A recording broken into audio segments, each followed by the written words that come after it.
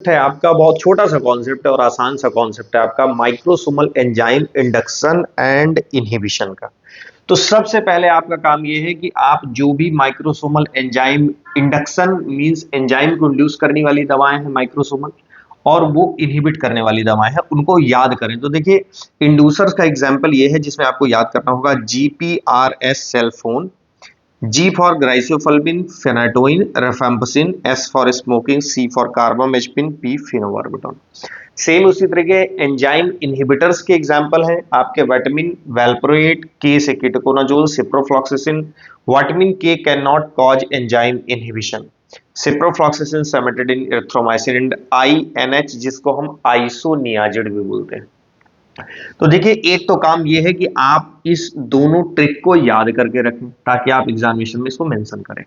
जब ये क्वेश्चन आता है आपका कि आप एंजाइम इंडक्शन या इनहिबिशन को समझाएं, तो सबसे पहले आपको ये ध्यान रखना होगा कि ये वर्ड है इसके साथ माइक्रोसोमल, मींस ये जो ड्रग्स होंगी वो केवल किस टाइप, देखिए जब हमने बायो ट्रांसफॉर्मेशन पढ़ा था तो हमने दो टाइप ऑफ एंजाइम्स को कवर किया था, microsomal and non microsomal. Microsomal वो एंजाइम होते थे like cytochrome P450, like monooxygenases, like glucuronyl transferases.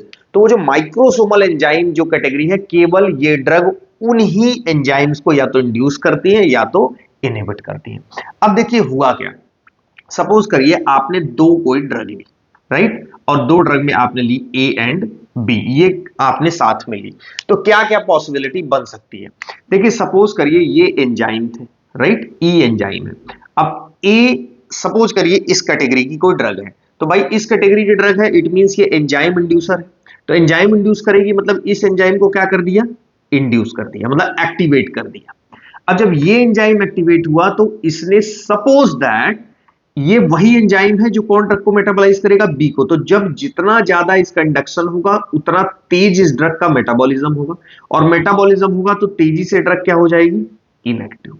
तो ओवरऑल हुआ क्या कि ये एंजाइम इंड्यूसर की वजह से दूसरी ड्रग क्या हो गई, जल्दी इनएक्टिव। तो जब मींस मेटाबोलाइज हो गई, ये इंड्यूस हो गए, मेटाबोलाइज हो गए, और ड्रग क्या हो गई, इनएक्टिव। तो ओवरऑल आप ऐसे कॉम्बिनेशन देते वक्त या तो ये कॉम्बिनेशन देंगे नहीं, या देंगे तो आप इसकी डोज को इंक्रीज करके देंगे। Number one consequence means drug का इफेक्ट क्या हो गया, साथ वाली का कम हो गया। दूसरा कॉन्सिक्वेंस, सपोज करिए ये जो ड्रग है और ये ड्रग है, ये ड्रग एंजाइम इनहिबिटर है। तो जब इनहिबिटर है तो ये इस एंजाइम को क्या कर दिया, सप्रेस कर दिया। अब ये एंजाइम अगर इस ड्रग को मेटाबोलाइज करता है तो क्या मेटाबोलाइज कर पाएगा, नहीं कर पाएगा।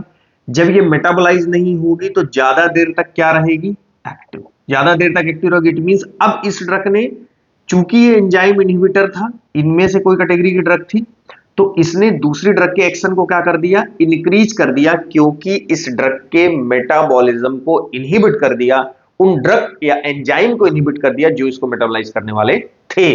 तो अब इसका मेटाबॉलिज्म नहीं होगा तो इसका एक्शन बढ़ गया। तो आपने क्या कर दिया, सेकंड कॉन्सिक्वेंसेस, या इधर इट में इंक्रीज द एक्शन और इट में डिक्रीज द एक्शन।